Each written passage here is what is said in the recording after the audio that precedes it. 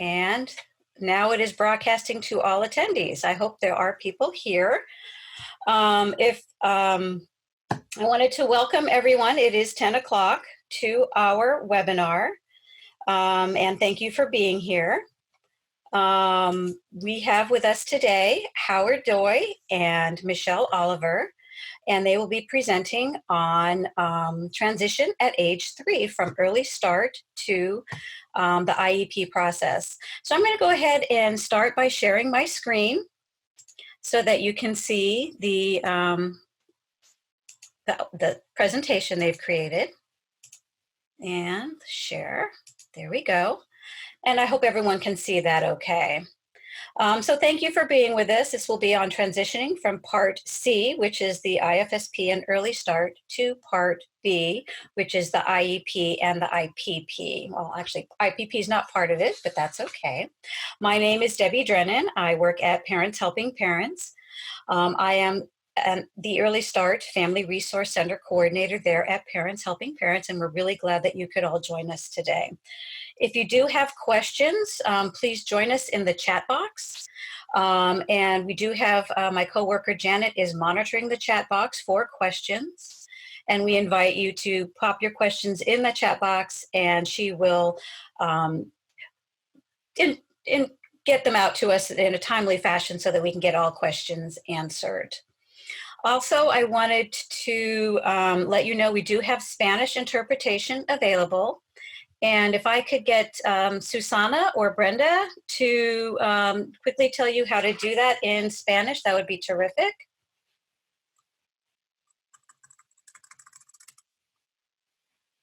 On the English channel. Hello, good morning. There we go. Go ahead, this is Susanna.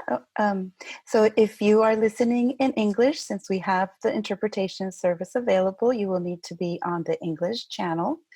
Si usted necesita español, escuchar esta presentación, cambie su canal de interpretación a español y ponga mute all para silenciar a todos la presentación de inglés.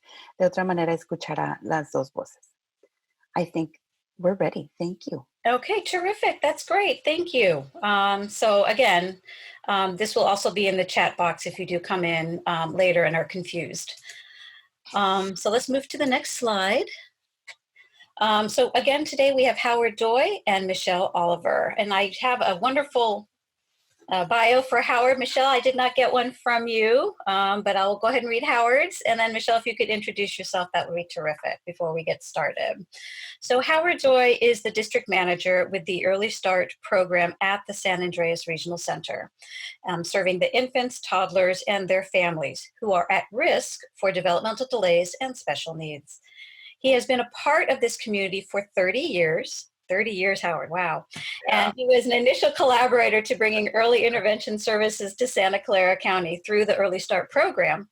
And he was also one of the founders for the Infant Family Early Childhood Mental Health Coordination Certification Program, which has developed services and training to many community professionals. Howard is also a part of the Inclusion Collaborative of Santa Clara County. He's a licensed marriage and family therapist, infant, family, early childhood, mental health specialist, and a reflective practice mentor. I'm tired, Howard. Wow, that was too much. And Michelle, will you please give yourself an intro? I know you have just as much behind you as Howard does. If you don't mind, Howard, that would be terrific. Apologies for that. I did think I sent it in. So I'm Michelle Oliver. I am an early childhood special ed interventionist. I've been with the County Office of Education since '98 and have been working with children and families birth to 5 since the middle of the 90s. My passion is the children who are more medically fragile, families going through the stress of leaving the NICU. I went through the training program that Howard helped develop, the Infant Family Early Childhood Mental Health Project, which is something I greatly encourage anyone to participate in if they have the opportunity. And I also serve on the State Interagency Collaborative Council for Early Intervention, which is a group of people that are governor appointed and community members that help counsel and advise the decision makers in early intervention in the state. Fantastic. Well, as you can see, they have very, very knowledgeable people, and we're really excited to have them here today. So I'm going to go ahead and turn everything over to them, and let's get started. Thank you, Debbie. So Michelle and I, it's just an honor to be here to present today on transition, and always an honor to present with Michelle. I think we've gone way back, and hopefully some of our experiences will lend itself today in this process. You know, we think about transition that it's just an easy, maybe couple step process, and it's really more involved than that. And I think we're going to get into more details about how it's a collaborative process. It really is about focusing on family needs and supporting them. And each family and child has an individual process that we need to honor and respect. So the transition. Every state is required to provide a smooth transition for children leaving early start for preschool and other appropriate services. So again, it's a federal mandate that we have this process with all our families who have an IFSP and who will be, as they enter, again, leave the early start program at 3, that we, before that time, actually have the structured process for them to engage with the school district and for them to have this education and knowledge about what they're going to be going through and what to expect. States need to have a local interagency agreement and other mechanisms in place to support the transition process. So it's not only the state, it's also counties too, that we have interagency agreements with the local school districts, LEAs, and also other partners too, on how we want to do this transition. Because it is a process and it requires, I think, collaboration to make it the best practice that we actually can. So these interagency agreements help us to structure this and give us a step-by-step process on what we're going to do with our families. Any child with an IFP is considered potentially eligible for special education services and transition planning. And this is an important part that recently kind of came into play, that, again, any child with an IFSP now, we have to consider that they potentially be eligible for services beyond 3 through special education. And so it means that we will make that contact with the district, and before maybe there are opportunities to opt out before that time, we no longer can do that. So I want to talk a little more about that and you know, what the rights of the parents are and what they can disclose and share as far as information and who they want at the meetings. We're going to go into a little more details. So next slide. So in California, we are a combination of 2 departments, the Department of Developmental Services, DDS, and the California Department of Education, CDE. And the DDS department holds 21 regional centers throughout the state of California. And they've been deemed the lead agency for Part C in California. So I'm not sure exactly what all that means, but it means that, yeah, they make a lot of decisions as far as the direction of Part C in California, and you know, work collaboratively with the county Department of Education as well. So here in Santa Clara County, obviously Santa Clara County Office of Education is part of that structure there, and all the local school districts, which are, we deal with 27 different school districts in this county. And it may not seem like a lot, but boy, every district's a little different. So, and how we work with them, we have to individualize too a little bit, even though we have, I think these across the board mandates we have to do, but every district's a little different on how they want to do things. So why do things change, or what do we do things when change when child turns 3? So we all know that early start's governed under IDEA, which is the Individual Education Act. And so it's divided into 2 parts. Part C is the early start program, birth to 3. And we work with children and families birth to 2.11 months who qualify for services. And then from 3 to 22, it's Part B, which is the special education component. And again, for the IEP process that we're going to talk more about too as well. Part C is the IFSP, the Family Services Plan. And I think we're going to talk a little bit more about the focus is a little bit different in Part C. Again, families and supporting the family system and process. And then Part B is more around the student and focus on the individual program for them. And then we're going to also touch on the IPP too. That's the document for the regional center, because after 3, we determine our ongoing eligibility, and then the IPP or individual program plan is also developed if they qualify for us.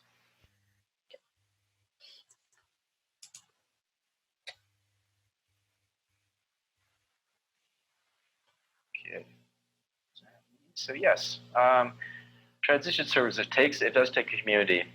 We talk about this saying it takes a village, but in our community, again, there's a collaboration with 27 school districts, and we range from huge districts like San Jose Unified to these one school districts like Luther Burbank, and so it does require that we individualize how we work with districts sometimes, even though we have these certain mandates on how transition occurs.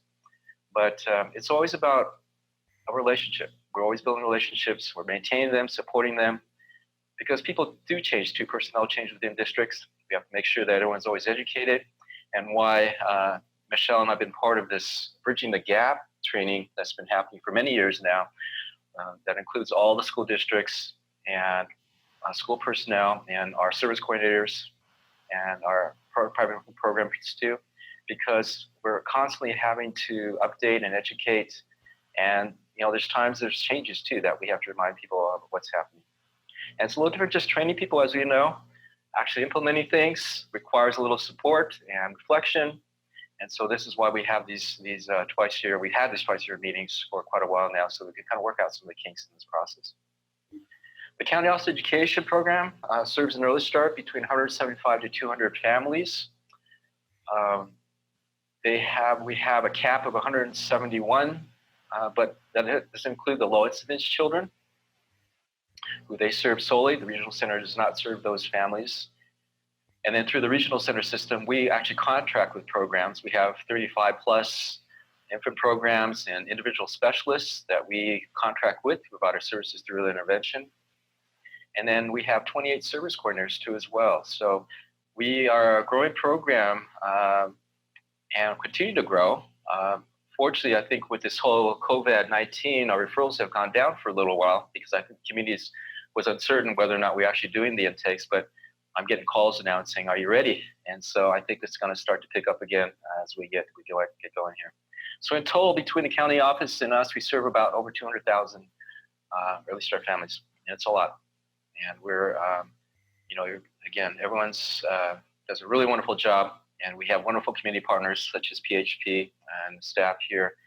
And it does really take a community. And I think what's special about the community in Santa Clara County is our collaboration and communication.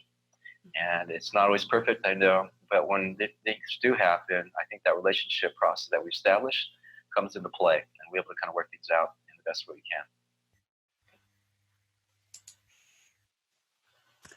So thank you, Howard. So for everyone who, I think there were a few people that joined in a little late, and I'm wondering if we should pause for a minute and give instructions to people that need to access the Spanish interpreting. Good idea, Michelle. Susana, do you want to pop over, or Brenda, do you want to pop in and reiterate how to find the Spanish interpretation? Hola, buenos días. A las personas que quieren escuchar este webinar en español, por favor pueden ir en la barra de herramientas que está abajo de su pantalla. Ahí van a observar una parte que dice interpretación. Y ahí van a dar clic en donde dice Spanish, en donde está la banderita española, le van a dar clic. También van a dar clic en donde dice Mute Original Audio. De esa manera solamente van a escuchar al webinar en español. De otra manera, si no lo hacen así, se van a escuchar en español y en inglés. Great. Thank you, Brenda. I appreciate it. That was a good call, Michelle. Thanks.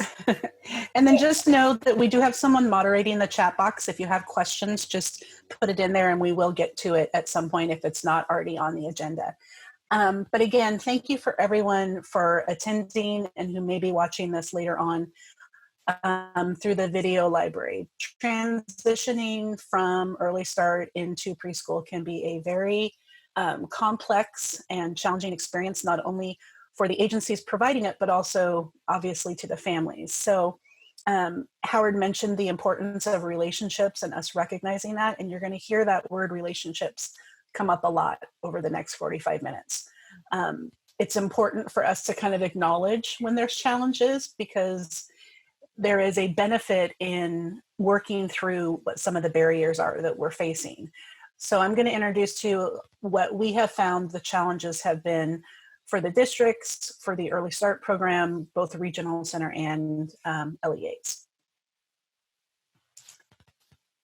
So for the districts, there are many things that can be challenging at times. The 3 things that they've shared with us through these Bridging the Gap trainings that Howard mentions, which is when we get together a few times a year, that have made supporting families in this process the most challenging. The first one being just receiving the information from Early Start on time. We're going to be talking a little bit about what the timeline is and what everyone's role is, but the district has to really rely on those of us in Part C as the Early Start coordinators and service providers to get them the information in a timely manner so that they can start their role in all of this. Because for a family, it shouldn't matter, and it's not their responsibility to keep track of, is Early Start doing what they're supposed to be doing, and is the district doing things on time? They have the right to expect that these things happen on the schedule that they're supposed to. So we need to set the foundation for that going smoothly by providing things on time. And that is challenging. You know, there's over 2,000 children receiving Early Start. Service coordinators and case managers have very high caseloads, but none of that is a reason to not do things on timeline. So the other challenge is just for the districts to prepare for students. Unlike Early Start, which is a year-round program, school districts follow a school calendar. So as a school district plans who their staff will be for the next year, they have to constantly be thinking about kids that are coming from Early Start. Because unlike school age, when things start in the fall and end in May or June, children turn 3 every day. We don't get to control when they turn 3. So they're constantly having to be prepared for more students coming in. So obviously when they have staff changes and their process changes, you have to adapt. And Howard mentioned, you know, the staff changes and having to keep everyone up to date. And that's why the importance of the Bridging the Gap trainings that we do with our districts, the support that Parents Helping Parents provides, not only for families, but also reminding us in the field that we need to constantly provide professional development and do collaboration. All of these things are very important. So in terms of the regional centers, Howard can feel free to jump in on this one as well. The main things that have come up as challenges is the coordination with all the different districts. There's 31 districts in Santa Clara County, and 27 of them have elementary services. So that's a lot of districts to coordinate with. And as Howard mentioned, some of them may interpret the regulations and the guidelines and the rules in different ways. Some of them run summer assessment centers and some of them don't. So that means for the school districts that don't run a summer assessment center, they're going to need to do all of their summer assessments early. So we have to balance coordinating with all the different districts. So for a service coordinator, you might have a request for a child with one birth date seem one way for one district and another way for another. So flexibility is very important. Another challenge that the regional center has shared that they face is that they wish there was more time and more opportunities to do parent trainings. And their system isn't set up that way at this point. It's really about the direct service with the family and the child, and allotting time for parent education opportunities isn't always there, which is yet again another reason why we are so appreciative of Parents Helping Parents and why utilizing your family resource centers are so important, because PHP is there to fill a need that we know at the state level is important. And so coordinating and making sure that those supports, our families are aware of the supports they can get from PHP, is an essential role for us. And then the other challenge for all of us is just making sure that we're providing consistent information to families. This is a very challenging time anyway, and you want to be consistent.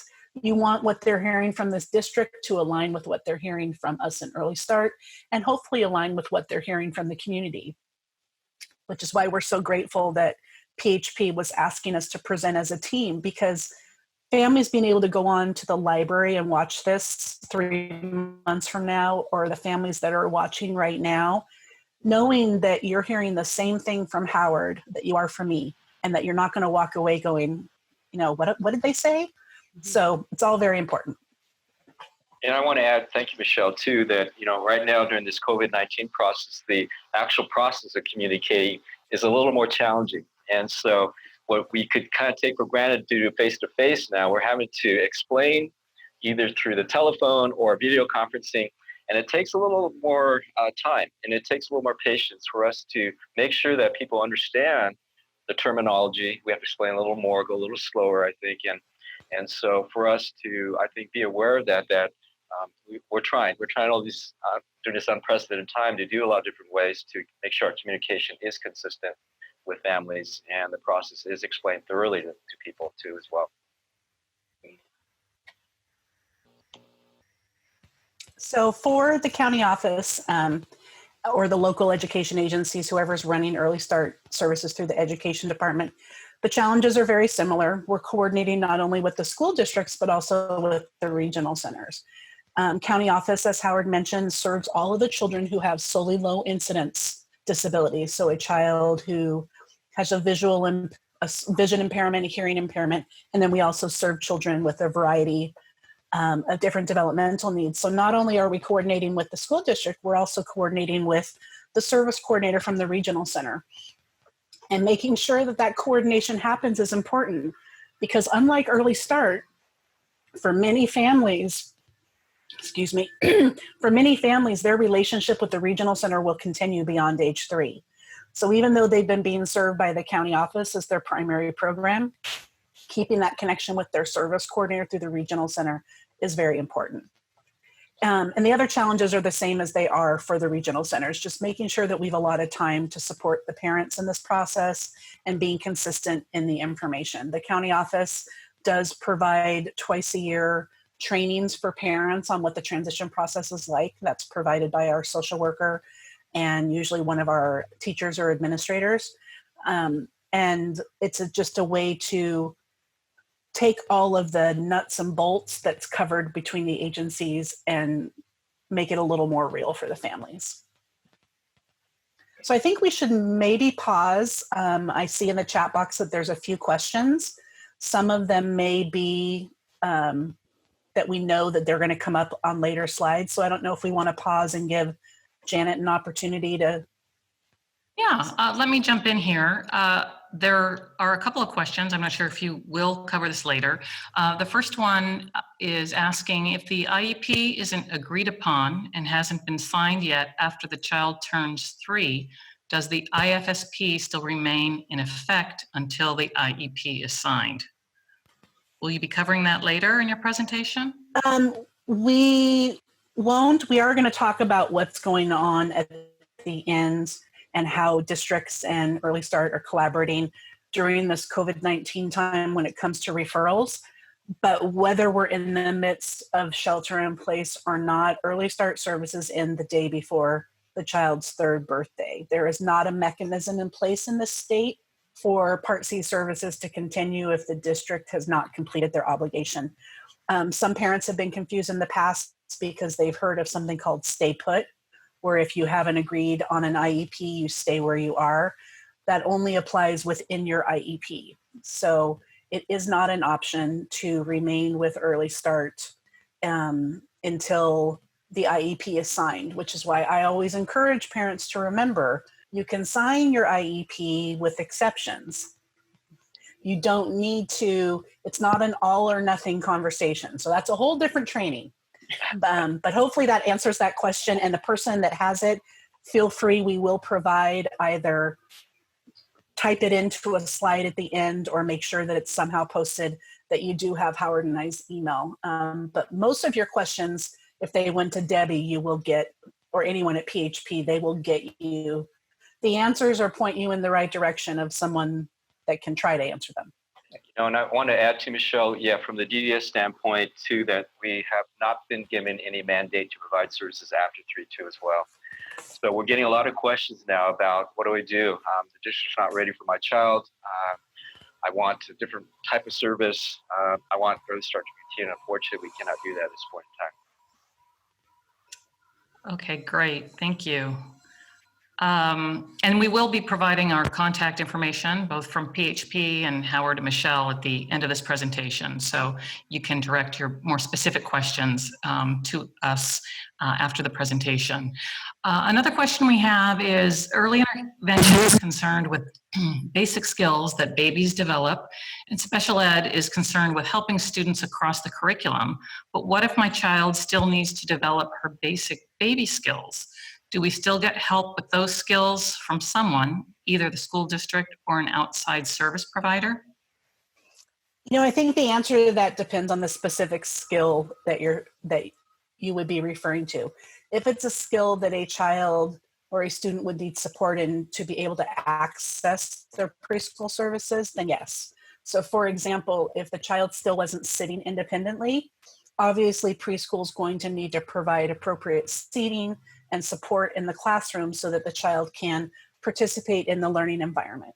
If the child is not eating independently yet because of a developmental delay versus a medical reason, then you're likely to see a self-help or an adaptive goal in their IEP. The main difference is that focus on how to address that skill at home is no longer part of the plan. And that's why the information that you've received in Early Start and the coaching you've received from your interventionist of what you can continue to work on at home is so important. Because one of the things that unfortunately can be lost when you transition is that feedback of how to generalize what we're working on during an intervention session into the home environment. Not sure if that answers, but. So I want to add too, I think, Michelle, that in general, it's called an individualized plan. So that the assessment is really important, and what the child needs as far as either developmental or otherwise can be put into either the IEP document too. So I think that's an important part of this whole process. Exactly. Great, thank you. We're going to let you continue on, and then maybe if you want to pause where you think there's a natural break, we can take some more questions. The other question is, can we make the slide presentation available after this live presentation by sending it out electronically to our attendees? I personally think it's, public property as far as I'm concerned. We're paid by your taxpayers' dollars, so yes, you can have it. We usually send it as a PDF though, just so that it's not something that can be modified. Right, okay, thanks. Okay, carry on.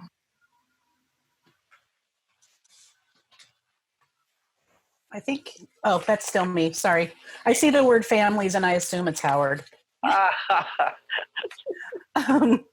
So we've talked on some of these. This is a slide we're going to spend a little bit of time on, and Howard will jump in.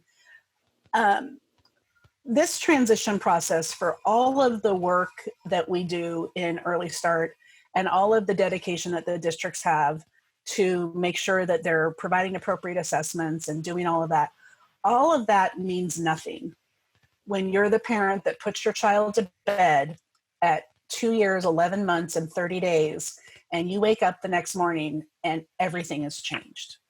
It does not happen at a naturally occurring time like it did with your older children or like you expected school would happen for your child. And so everything changes. You wake up and your interventionist isn't coming to the home anymore.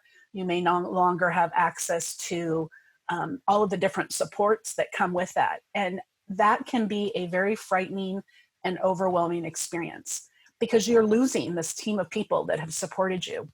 And while those team of people are not the reason why your child has made progress, you as the parent are the reason, because you've taken that information and you've built it in to every part of your child's day, and you can continue to do that, but you still don't have that person coming in and supporting you as the teacher, as the primary caregiver.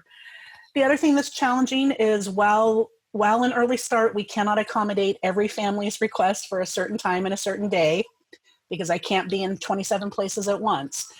But there is more flexibility with Early Start. If you know that you're going to have an important doctor's appointment next month during your regularly scheduled intervention time, with enough notice, we may be able to find another time. When it comes to preschool, they're going to make you an offer of services. And while you may have some options, may have an option of certain timings, there is a limited opportunity of what's available. So it is a shift in flexibility. It's not necessarily a bad thing. This is what school is all about. But it is different. And the other thing that I don't think we talk about enough, and if Howard doesn't jump in at the end, I'm going to make him, because it's even more apparent now with what we're going through with the shelter in place. But sometimes the anxiety that comes with this transition triggers things that you weren't aware of. Maybe transitioning from early start to preschool reminds you very much of what it was like transitioning from the NICU. If your child was in the NICU going to home, well, it's this great successful thing that you wanted to have happen. You're leaving the hospital, you're going home. You're also leaving a support system and going into something new. So being aware and being gentle with yourself and giving yourself permission to say that this is hard is a really important thing. And just know, for the parents that are on the line, you have Parents Helping Parents is a place that you can call and say, I am transitioning next month. I'm really struggling with this. I'd like to be able to talk to somebody. I'd like to talk to another mom or another dad or grandma that's going through this. Know that you have those resources out there, and don't ignore any anxiety that you're feeling, because it's natural, and we want you to feel supported through that, because there's a lot of new things. There's all these new terms and all these, you got used to, just finally felt like you knew what IFSP meant, and now we're going to start throwing all these other ones. So it can be overwhelming. And I think the most important thing is for you to know that those of us in Early Start are going to hold you through that transition, all the way through, and that the districts, no matter what you may have heard or the horror stories or the urban legends that come up, the districts want what's best for your child. That's why we all work in education. And sometimes you're going to hear things that you don't want to hear, that you might not have heard worded that way, but we really are all there to work on the best interests of your kiddo. Right. And I just want to jump in really quick. As someone who works at Parents Helping Parents and also a parent of a child who's been through all of those transitions, we get it. And the nice thing about Parents Helping Parents is we can help you get through each transition because we've been there, and we can also kind of wade through the myths with you, if you will, and really let you know what your rights are, and help interpret some of the language that comes through with you, because it is confusing and it is overwhelming, and we know, we've been there. So that's kind of the nice thing about PHP is we're with you throughout the journey of the child, which is really nice. So thanks for mentioning that, Michelle. Yeah, I just want to add too, I think, children have developmental processes and families do too as well. And so I think anytime there's a transition, as like a toddler, they look back for a secure base. And I think the Early Start program and PHP and other community agencies provide that secure base for parents.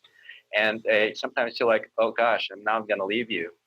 And so that anxiety arises. And even more so, as Michelle was saying, because of what's happening now, the anxiety is really high. And it's triggering things, I think, that maybe we just don't know, but we feel it right now. And so I think, as Michelle was saying, it's really important as far as our importance of be able to talk to people, be able to take it easy, to be able to a lot of self-care. And again, the communication right now is really important. And providing for us as providers to provide a safe place for people to honor their process. I think that's really important. Great. So talk about vegetable soup. I laugh because, I've been in the field for so long, Michelle too, right? And we just kind of throw these terms around, IFSP, IEP, IPP, FAPE, LRE, and we forget sometimes that parents don't have that background to it, or just like, what does this mean? And so I think it's always good to kind of slow it down a little bit. What does this mean? And because there's a lot of, I think, meaning behind each of these terminology and why they are the way they are, So I thought we'd just take a moment and have a slide here about what each of these things mean, because again, we're always kind of throwing these terminology around. And so IFSP, obviously, Individualized Family Service Plan. The IEP is Individualized Education Plan. The IPP is Individualized Program Plan. And then free and appropriate public education called FAPE, which you know about. That's a mandate, federal mandate, and then least restrictive environment too as well.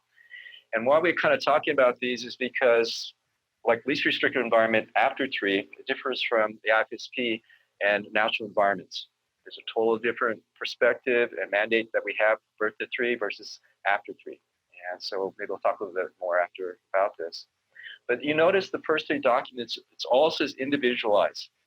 And I think that's a really key concept, that we really, through our process of assessment, have to make this plan individualized based upon the assessed needs of that child and family, and to be able to, from that, develop outcomes and goals and services that will support that individualized process.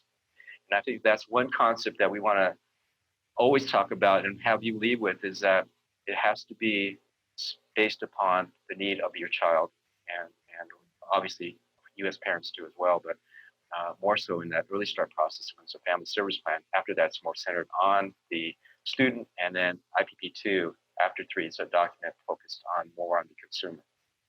But anyways, it is individualized, and that's part of the requirement that we're developing those documents. So Okay. Howard, let's pause and just see if we have any questions. Okay, great.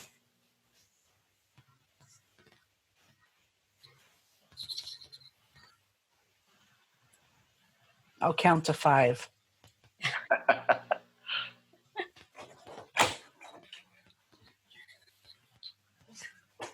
I think we'll go ahead and keep going. Okay. Thank you.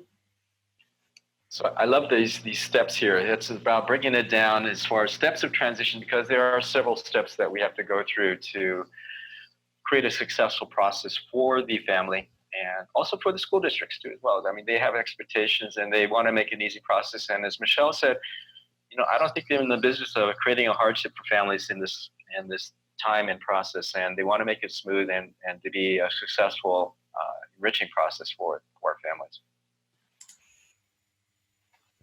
So what happens after early start? Actually, the transition process begins early on, and it begins between 2.3 to 2.6, the child's development years, chronological years, and parents do have, I think, some rights in how much information is going to be shared with the district, who's going to be at this transition planning meeting too as well. So it's not just that they're part of this process and they have to fit and then that's it. So I think we are very respectful, I think, of parents and what they want to share, how they want to share it, and who wants to be at this meeting. And we're going to have a couple of documents we're going to show later on that actually supports what we're talking about. And the transition planning meeting with district, SAR team, it can be a combined meeting. And we try to do this because it benefits both parties, I think, especially the school district. We can combine the annual review or 6-month review with the transition meeting. Because the district, if they can attend, then they actually get development information at that time. And it helps them to kind of formulate, get a profile of this child, what the needs are of this child, and again, to help them in their assessment process. As we mentioned about before, the parent determines the level of district attendance at this meeting. And one of the documents we're going to show is that sometimes the parents don't want any interaction with the district. And so they're able to check this box and say, okay, we'll work around that. But knowing that, too, that you still have to participate up to a certain point with this transition process. And we'll let you know how that works for you. Yeah, I'll go into more detail for everybody. Yeah. If you're starting to get anxious and you're listening, we will answer these, I promise. Yes, we'll go through the documents too. So timeline, roles, and responsibilities defined. So part of this transition planning meeting is they're going to leave with a document, a transition planning document that is kind of who does what by when. So all timelines beginning from the referral, as far as an invitation goes, to packets being sent to the district, who does what as far as the regional center side or the county office side, and then on the district side, what their roles are. Actual dates are set up on this document here. and responsibilities. So they're defined, and we actually discussed it with the parent at the meeting. So then the parent will leave with this document, and they can kind of go back and say, you know, by this date this should be done. But I'm not really sure what this meant again. So, and there's a phone number on there that can contact this person to get more information. So it really is kind of hopefully an anxiety reliever in some respects, that it's really everything's written down. Every step is kind of, again, very precise, and it's dates are put on there, and who does what by when. So I think it's a really great document that every parent will leave after this transition plan meeting. And so after that is done, then the district assessment will be done. And how that is started is we actually will send out a packet, if the parents agree to this, that not less than 90 days prior to the child's third birthday. And that actually sets this kind of alarm for the district to say, okay, we're going to start our assessment now.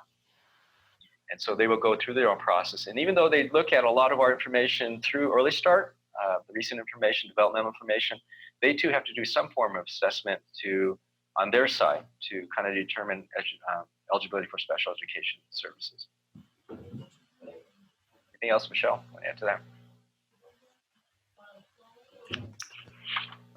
Very well explained. Now I'll get into the dirty part. Yeah, there you go. So next slide. Well, really quickly, can you talk a little bit about the ongoing eligibility determination by SARC? Or are you going into that a little bit later? I'll talk about it a little more later. Okay, terrific. Thank you. So I know that as you're watching this, please don't feel like you need to read the slide if you're a participant. It's a screenshot of some of the forms that Howard mentioned. The form that's in front of you is something we're pretty proud of. This was created 2 years ago based on the biggest barrier that we were finding with families. Families were concerned about, I don't want the district to have all this information about my child. I don't know if I even want to continue with services when they're 3. I don't want my child to be labeled. I don't want this to be on their college application. All very natural concerns and questions that we weren't doing a good job as Part C people of giving families the opportunity to share that these were even concerns. And what would happen is all of a sudden we were struggling with transitions and parents were saying they didn't want to do it.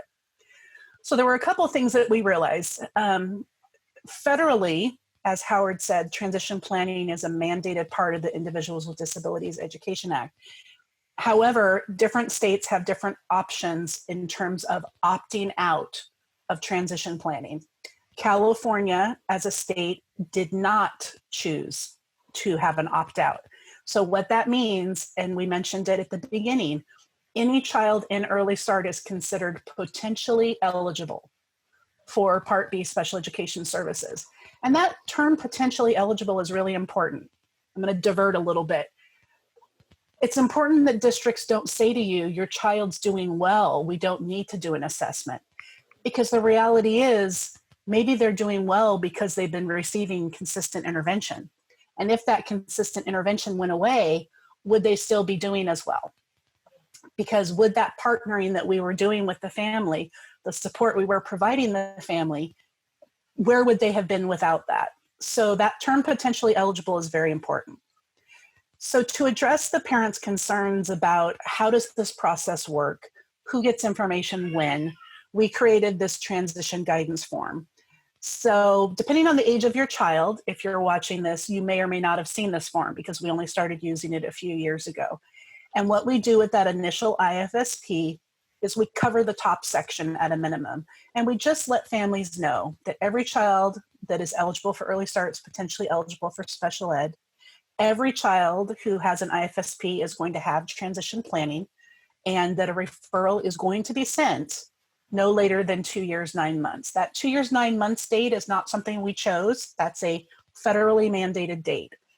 We've actually been more proactive in this county, and we have decided as a collaborative to do it at 95 days, because if we tell ourselves 95 and you get a flat tire or your child threw up on your bag, you got a couple days leeway, you're gonna be okay. We're agreeing that families are informed of this process and that they're aware that they have options along the way of how and what information is shared, because those are really two different things. There's a difference between how we share information and what we share. And I'm going to talk about that. And then again, just letting them know up front that there is no opt-out of that referral being sent. Even though you can guide us as a parent of what you want sent, it isn't an option for us to not. We're mandated by regulation to do the referral. I've only come across one family who decided to not utilize Early Start at all because they did not want a referral done, and that is their right as a parent. So all the parents are doing at the top is signing that this has been shared with them. They're not agreeing to anything. They're just saying they've been informed of the transition process.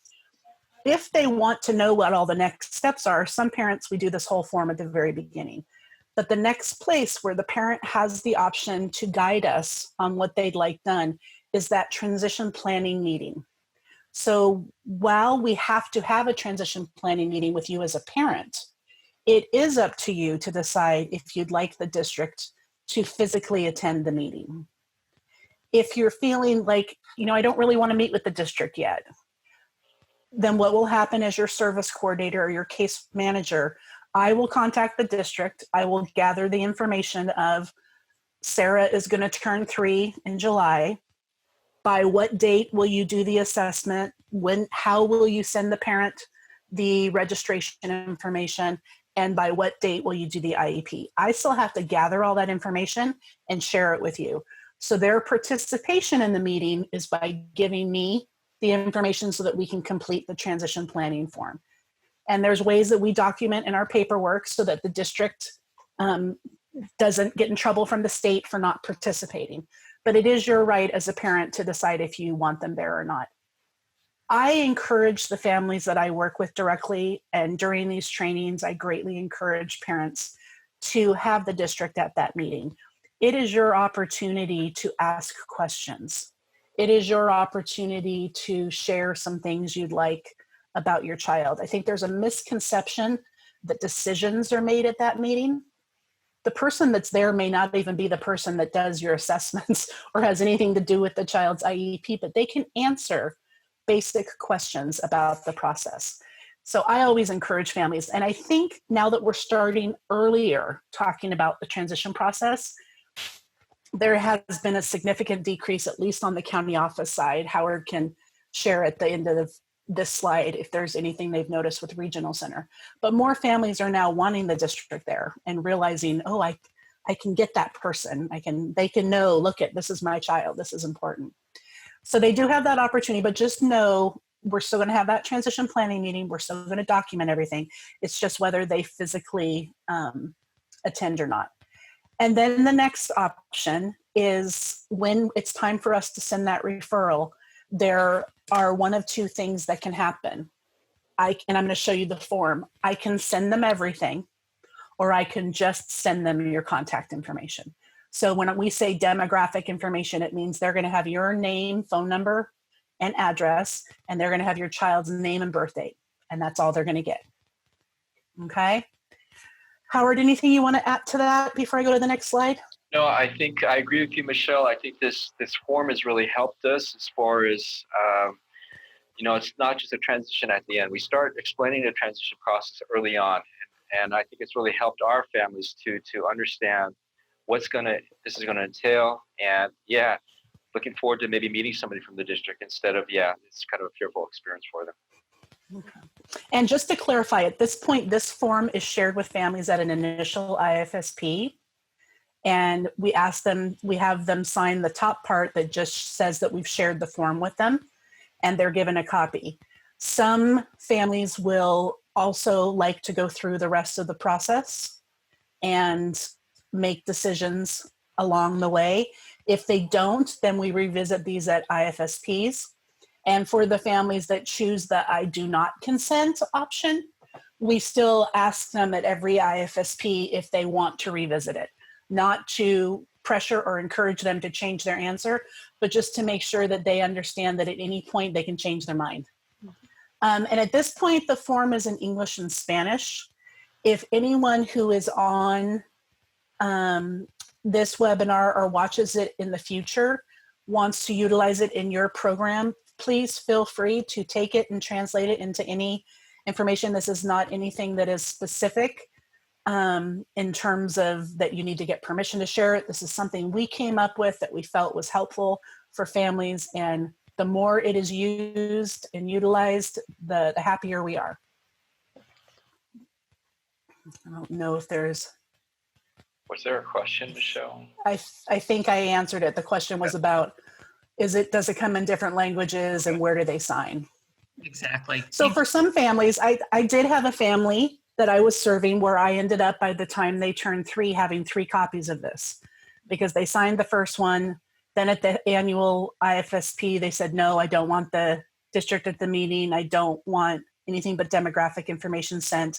And then when the child turned 2, I asked if they wanted to talk about it again. They had gone to our training that we did with the social worker, and they're like, oh yeah, no, I want them there. I want them to have everything. Because the benefit of the district having everything we'll go into when I show you the form of what we sent. I want to get ahead of myself. Okay, so this form is a conference invitation form. I'm not going to spend a lot of time on this because this is not a mandated form. It's something that we came up with. It's just letting families know when this whole process starts. Howard mentioned that transition planning can start as early as 2.3. We can't start it before then. But between your child's 2 years and 3 months and 2 years and 6 months, we should be sharing this with you, and with your permission, sending it to the district just to give them a heads up. There's a child in your school district who's going to be turning 3 at this date. Heads up, someone's going to be calling you soon to schedule a meeting or to gather information for the meeting. So that's called a conference invitation form. It says right on the top, this is not a referral. You'll notice there's no identifying information about your child except name and birth date. So this is the actual face sheet for the referral. So this has your child's name, birth date, parents' names and addresses. And then you'll see in the middle of, and again, apologies that it is small, but it includes the list of all of the information that is sent with the referral. So it talks about the parent packet that the family filled out when they first joined Early Start. A summary, whether if you're served by the county office, our nurse actually writes up a summary. If you're served by the regional center, things are summarized within your IFSPs. It'll include copies of your child's IFSPs. It will include an exit summary that's written by the program serving you.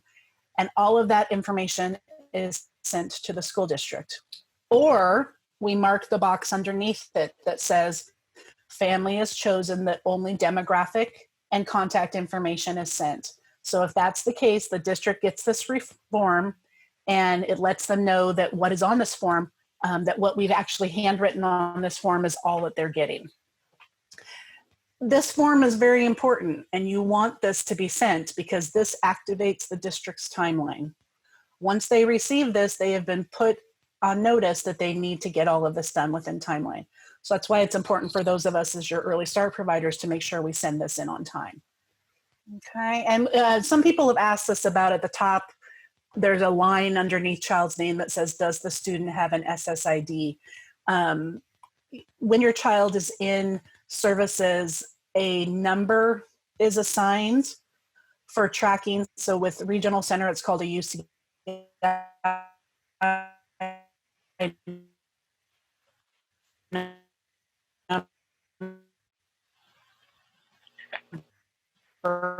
With education, it's called an SSID. It's a way for a state ID number. It's good for the district to know that, so we don't end up with like random numbers floating all over the place. That got a lot of questions last time. Howard, anything you'd want to add to that? No, it's just I think that again the main thing is that this is when it gets sent to a district. This is their cue to go ahead and start their assessment process. And can I just quickly clarify that this is still being sent, even with the COVID crisis, this is still being sent in a timely manner? Yes. Yes. So it is being sent even if the school district is quote unquote closed, this still gets. Correct. And we're going to spend, We're going to kind of talk COVID a little bit at the end, even though it's not part of the slide, because some people will be watching this after COVID. So we didn't want to intersperse it with everything, but just know that our obligation, this has been made very clear by OSEP at the federal level.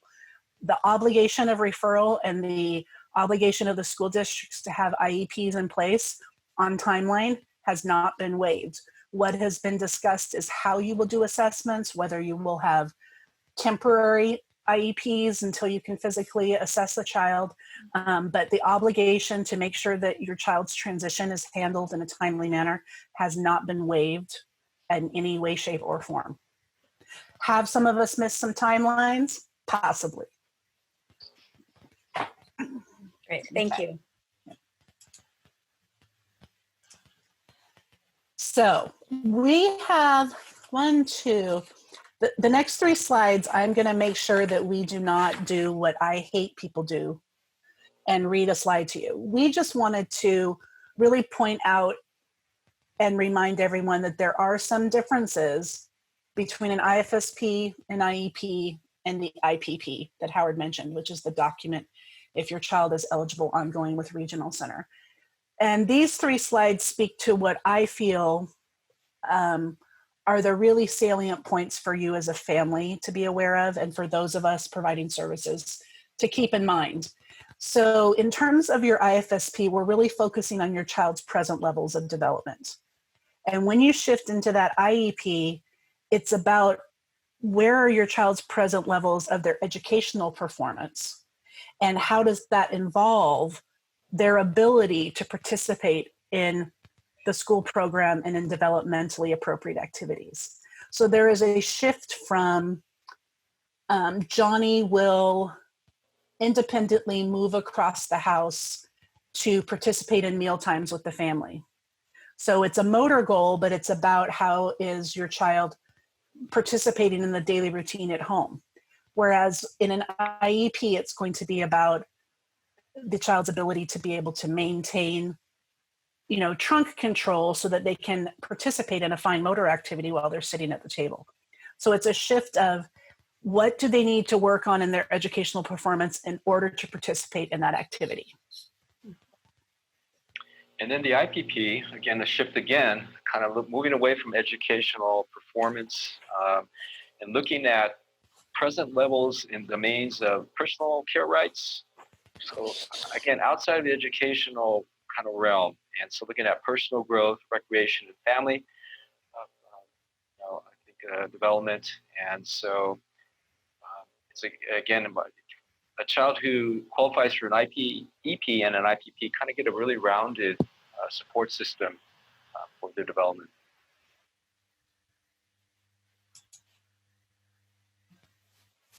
So in your IFSP, we've been focusing on what are the priorities and concerns for you as a family about your child. And that really drives, we take what your priorities and concerns are, we look at the developmental levels, we determine together as a team, what are some of the outcomes we can work on to address these concerns and these developmental needs. When you shift into the IEP, your team still includes the parents, caregivers, guardians, and then it's those related service providers who are going to work with the child who help determine the goals. So I don't get caught up in the terminology between an outcome and a goal, but that is something that as a family, that's the different terminology that you're going to see. The goals are going to be written in an education type of format. You're going to start hearing things like, Johnny will be able to complete a matching activity 80% of the time on 3 out of 5 opportunities. It's going to be more based on what is the actual skill that we're seeing? How are they doing it? How often are they doing it? Okay. So those goals are definitely more education based. Right. So I think the IPP, even though it's a measurable kind of goal too, less of that format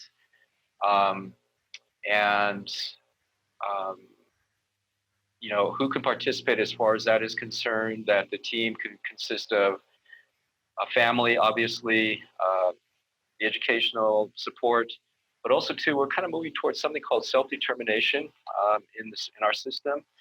So we're looking at all those people that could really help this consumer to develop in many ways, could be part of that team process and writing goals on how to determine that relationship process and support.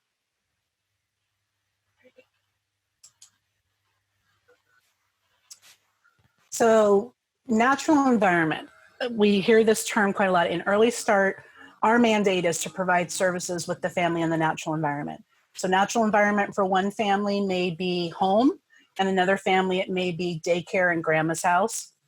For some of our families who have unstable housing, it may be that we're meeting them at the park, the library, the McDonald's playground. But we're focusing on where the child and the family are. And for some families, that does involve, we've had some families where we've met them at PHP because they needed to have a place that was safe, didn't have a lot of other people around. So just know as a family member, there are many, many options besides an interventionist coming to your home. If that's not something that either you're not comfortable with, or you rent a room, or you don't want other people in the home participating, there are many, many options. Don't feel like you can't access Early Start. When you shift to an IEP, you're going to start hearing some of these terms called least restrictive environment. So the focus is where the district needs to provide services based on what the child needs in the least restrictive environment. And for some students, the least restrictive environment might be a Head Start classroom where there's other children. It might, but for some children, the least restrictive environment to meet their needs may be a special day class, because the level of needs that that child has can be best met in that environment. So just know that those are different terminologies that you're going to shift from natural environment to least restrictive. Going back a little bit to the natural environments too, Michelle, I think some of it, when we initially assessed on the routines of that child during the day, will naturally bring up this natural environment for that child. And it may not necessarily be in the home. It could be that, part of the day now is the child's out at the park, where they're typically developing children are, or maybe going to the store. I had a really wonderful experience a while back with one of our interventionists, and she was assessing the routine of the family, and mom actually took the train for about an hour every day, going up to Palo Alto. And so she felt, an hour, this is a great opportunity. So they actually had the child with the mom on the train and implementing these wonderful IFSP outcomes. It was just such a natural, engaging process for that mom. And you can bet, man, this child just grew through this whole process. And the mom was so happy too, because it really empowered her. And I think part of this is about empowering ourselves, that we don't have to have all the, the tools or these specific intervention things that it really is in the natural environment that we can teach and be a part of that. That's really the teaching, empowerment. Yeah, that's so important. And those are the stories. And I like when you talk about that one that really stick out. The one thing that I do want to share, especially for parents watching this, is just know that we are a parent caregiver education program. So at this point, at least in this county, what our agreement has been is that if your child is in daycare and you want us to work in the daycare, that's absolutely an option if the daycare is open to it. However, we need to be meeting with you as well. So it isn't just, please go work with my child at daycare. I can't participate in this. I'm working. My schedule doesn't allow. We will find a way. I had one family where once a month we did a 7:30 a.m. visit, because that once a month the parent could go in late to work so that we could have an individual session. The one extreme benefit that may come from this entire COVID-19 shelter in place is that we are realizing how much you can do remotely. So a parent may not be able to meet me at daycare, but is it an option for us to FaceTime while we're at daycare, or for the mom or the grandma or the caregiver to Zoom in? So I think some of the things that we used to consider impossibilities have been made possible. And I'm hoping that these things will generalize after this is said and done. Yeah, really good point, Michelle. And I think our whole premise now around coaching is really coming into play. That the intervention is no longer in the home, and it's really, I think, enforcing or reinforcing the the strength of the coaching philosophy. Right. And I have to agree that parent coaching has been shown to be effective via telepractice using the internet. Yeah. And now people are just realizing the power and the benefit of that. So I'm hoping it, as you said, it follows through. Yeah. Absolutely. Good point, Debbie. I think we all heard this. I think it can work, but now we're forced to make it work. So it's even more so. Yeah. We can prove all this, that it does really work well. Yep. And just finally, too, about the IPP, that we provide service in an array of environments decided by the team. And I think always our goal is about independence. It's about inclusion, empowering our consumers to be part of this community as much as possible. So we're always kind of thinking in that way when we're developing outcomes and goals for on the IPP for our consumers. So I want to address one of the questions that's coming up in the chat box. One of the participants said that they had not heard of an IPP before, and is this a document or a plan that is an option to replace the IEP? No, the IPP is something that it's your plan if you are ongoing eligible for regional center after age 3, which is what Howard's going to talk about. It does not replace the IPP. So you would, if your child continued to be eligible, you would have an IEP with the school district focusing on your educational services, and an IPP with the regional center, if eligible, to provide additional supports. Thank you, Michelle. Yeah. Good question. Yeah, very good question. So what's happening concurrently as we near the age of 3? So we're looking at possible eligibility for special education services through maybe a local district or the county office. And then the regional center, again, prior to 3, we start looking at, does this child qualify for our services after 3? And what happens here is that the laws change too. What governs under 3, Part C, Part B for education through IDEA, the regional center gets governed under something called the Lanterman Act. And it's a totally different legislative process. And what they've come up with is for after 3, we have to determine whether the child fits under one of these 5 categories. So that includes intellectual disability, cerebral palsy, epilepsy, autism, which is a DSM, actually 5 now, criteria. And this 5th category of conditions similar to someone who has an intellectual disability. So it very much narrows down who qualifies after 3, whereas under early start, we have a lot of high-risk conditions. Just percentage delay qualifies for us. Now becomes very, very specific, and it's very substantial delays that qualify for our system after 3. So it's not only the diagnosis of certain things like autism or epilepsy, cerebral palsy, they also have to have 3 areas or more that affect their major life activity. For instance, such as communication and learning, self-care, mobility, self-direction, the capacity for independent living, and economic self-sufficiency. So 3 more areas. So that's what's a little confusing for the community sometimes. So they come in and say, you know what, my child's got a diagnosis of autism. It's a DSM-5. They should qualify at this point in time. Or my child has a medical diagnosis of epilepsy. Why didn't my child qualify? Or CP2, cerebral palsy. They have this diagnosis from the community, from their doctor, qualified. This is the reason why. They have to have those other 3 areas, at least 3 areas of delay too, in one of those categories to qualify. So, and that's why it's not always explained, and I know it's a little confusing for the community, but that's the other part that does qualify ongoing after 3 for our system. The 5th category could be something like traumatic brain injury, that they need some services and support similar to somebody who has an intellectual disability.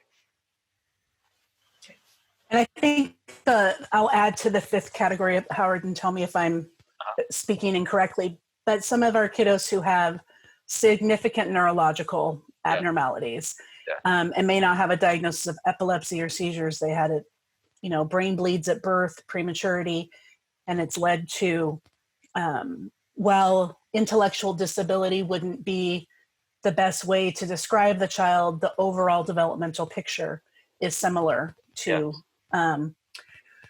a child who has an intellectual disability. And please know, not only with regional center, but also with the school districts. As a parent, if you are not in agreement with the decision, there is a process that you can go through to revisit that. it's also not a one shot or not thing. A child with a diagnosis of autism may not be showing developmental needs at the level that would qualify them for regional center. However, 2-3 years later, their progress has been minimal. It may be a different story at that point. You can go back and revisit these things. Good point, Michelle. Yeah, so it's just the other part of the criteria for regional center, the occurrence of one of these categories prior to the age of 18 will be lifelong too as well. The other thing too, autism, because it's, again, a lot of confusion out of the community. Some parents come in and say, you know what, I've got the educational category autism, how come my child does not qualify? So there's a difference as far as the criteria for educational category of autism and very specific DSM-5 criteria that we follow. So again, there's a little bit of confusion out in the community sometimes about that specific category of autism, and I want to be able to kind of communicate that to the community why sometimes. Right, and I think what really helps clarify it for me is the pink writing at the bottom of the slide, that it is substantially handicapping in 3 areas, major life activities. Yeah. And that, I think, really helps clarify all of this. Just remember that part, and you've got it.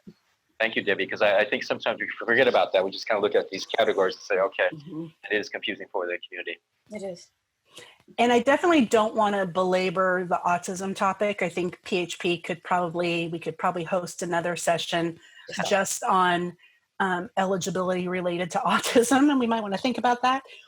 But there are children that are referred to Early Start who've been given an autism diagnosis who don't even qualify for Early Start for any services because it isn't impacting their development.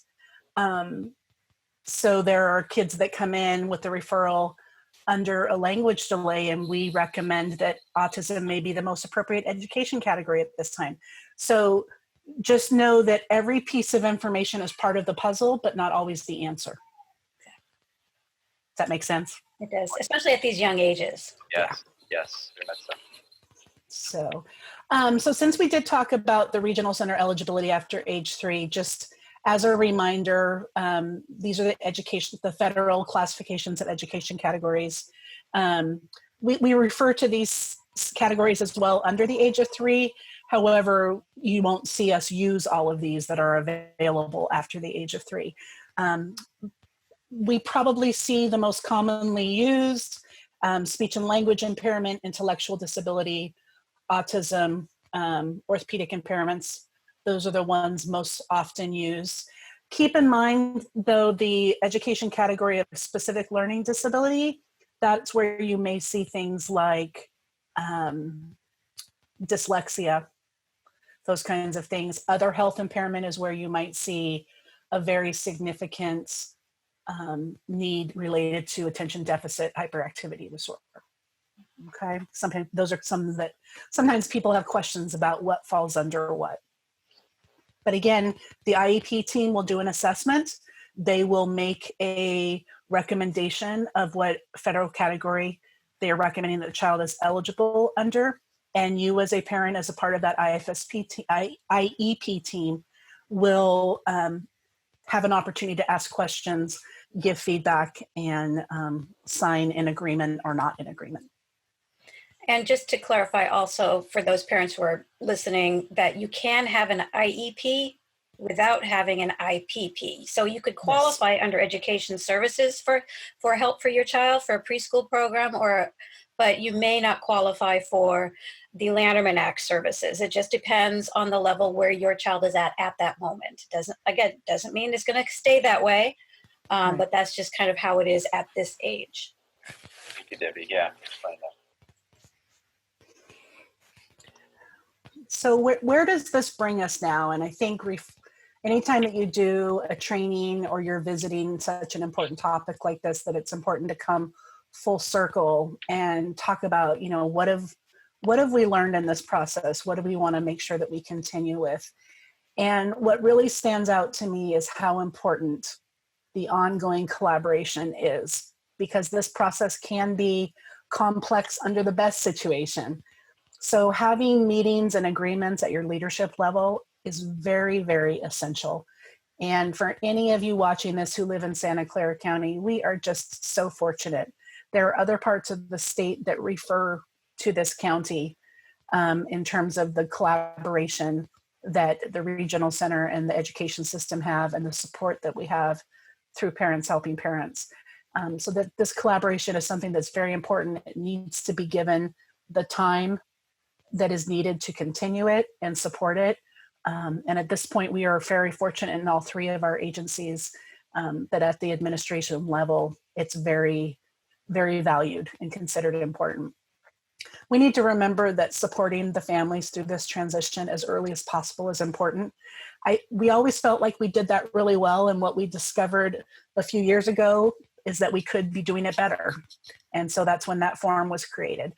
So I think anytime we have a chance to reflect on what could be done differently or better, it's important.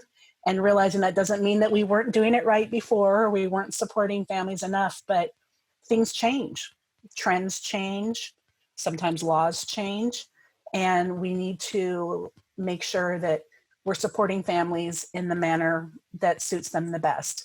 And again, I mean, I cannot say enough how much I appreciate Parents Helping Parents. Just this event itself shows how we support families. All the families that cannot participate today because they're at work or they didn't hear about it yet, this is going to be in the lending library that they can watch at their own time, at their own schedule. It's available in Spanish. So making sure that we're giving as many opportunities as possible for families to be supported through this very kind of exciting but also scary time. So the other part is about family need to have various ways to access support that fit their individual concerns. And, you know, actually for us on this side, the regional center side, when we went through an audit recently, part of our directive was we need to individualize this family transition process.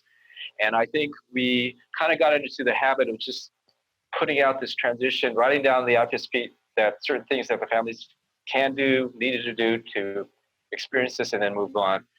It was a really great reminder about the individual concerns of the family need to be put into this document of transition. And so that can vary from just, I have anxiety, my child has a difficult time transitioning, to just more complex issues of this whole process. I think it's very important. So again, reminding for us to always kind of slow it down, to hear, to listen what the concerns are of the family, and to be able to write them in a way that we can not only have it in the document, but also provide supports for that family through this process. So not only on our side, but too, I think with the district side, that we make it a best and smooth process for the family as much as possible. The last point too is that I believe that this transition process is paralyzed life experience. And it was what Michelle mentioned earlier too. We will all go through transitions in our lives. But for some of our families, it's been a rough start for them. And they've had difficulty, I think, connecting, trusting the experience, professionals, and people. And so we have an opportunity at this time to provide this collaboration of good communication and empathy for them that will help them not only in this transition process, but I think it builds some neural connections in themselves too, that now I have this confidence that I can trust this process. It happened once, we can happen again in the future. And if that happens, I think with our families, then we've done more than teaching them about this transition process. We give them a skill or an empowerment that will last them hopefully for many years. And so I think that's, to me, really what this process is about too, that it is an education, but the actual experience of the relationship process and the collaboration and, you know, bottom line, making them feel good about this process is really what we want to do. So if we achieve that, I think that we've really done our job in many ways. Yeah, very, very true. The one thing that I will add, and I think, Howard, you and I should consider making sure we get this in on a slide for future presentations. One of the things I really encourage you as parents to do is, whether it's the transition planning meeting or the IEP, bring a picture of your child to the meeting, put it in the middle of the table, pass it around. There is something so beautiful about putting a face to the discussion. And it's a good reminder if the participants at the table are in a hurry or walked in with their own issues of the bad day. You sit down and look at a picture of a beautiful child and it just recenters you to what the priority is. So you feel free to just bring that 8x10 in a frame and stick it right in the middle of the table. There you go. Good point. There you go. Yeah. Yep, I third that because I used to do that all the time when my kid, who is now an adult, was young. I always had his picture there until he could actually show up and be there. It helped. It really does help. It's all about human relations that we're It doing. is. Yeah. So, and then finally, support's available. Obviously, PHP. What a wonderful agency. More than that, I think the people within that PHP process is what, again, this personalized experience of knowledge, communication, their empathy. We've gone through this process. We can share that with you and support. Now, I think even more so, it's becoming very important. So not only through transitions, but the whole array of other things that PHP provides too, through their trainings and going online through their website, invaluable. And then county office always been wonderful as far as parent education events are concerned. They really believe that the parents are an important part of this process, and supporting them through education and having their social workers too available when they need to. They also provide a great service. In the regional center now more too, we're providing more online support education. We've done a lot more community activities now recently, and we are inviting people to let's build a relationship with our system here, get to know us, that we can provide a lot of good things for you and your family. Terrific. So,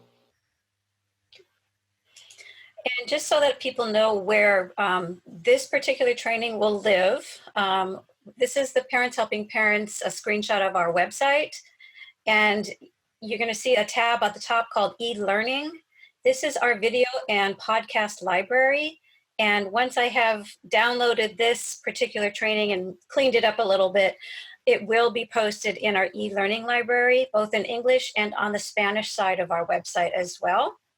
And also we do have a whole bunch of e-packets. So if you're not a video watcher, but you prefer to get things in writing, if you go to our Get Info tab on our website, we have an e-packet section of our website. And there's a whole, at the very front, because I made sure they were at the top, we have a whole lot of early start information. If you're just more one who wants to just take it, read it, click on a link, you can do that with those e-packets as well. So feel free to explore our e-learning tools on our website as well. Okay, so let's get into questions. Janet, are you available to go through the questions now that may have come up, and also kind of go a little bit into, if you don't mind, what's going on currently with the COVID crisis?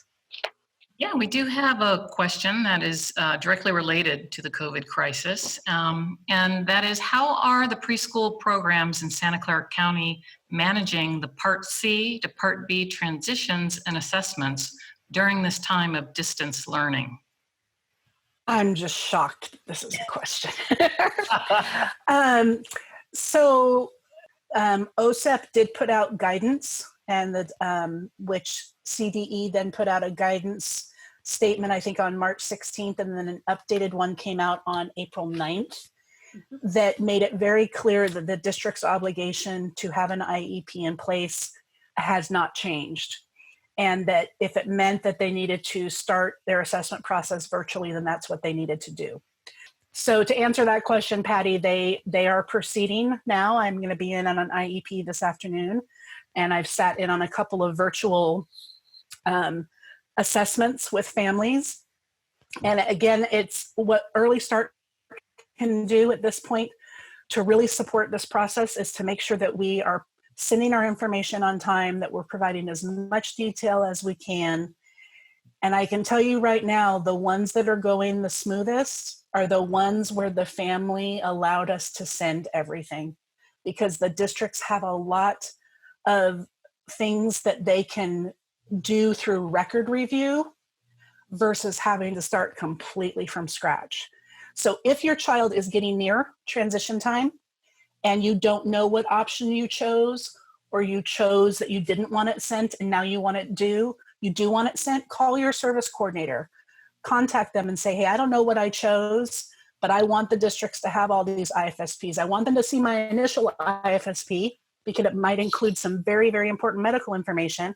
and I want them to have the most recent one. I want them to know as much about my child as they can, because those are written with your feedback as the parent and written by the developmental specialists that have been working with you. And a lot of foundational information is there that can guide.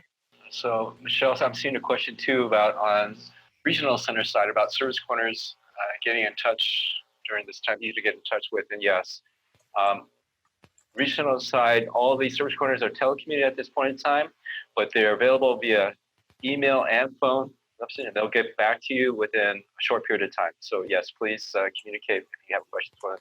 And if you're having a problem maybe communicating with a service coordinator, you can always contact me too as well, and I'll be happy to support you.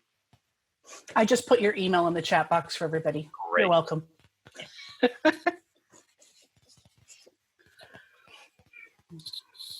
Janet, were there any other questions at this point? No, Yes. Michelle, I just copy pasted it for all attendees to get your contact information. Great, So thank you. Terrific. panelists there. So that looks to be it. Last call for questions. And then what we can do for those who would like this presentation sent to them via PDF, just go ahead and email me. Janet put my email in there, I'm sure, as well. And I will be happy to send this to you as a PDF. Thank you both for agreeing to do this. I know we had initially agreed to do this in person.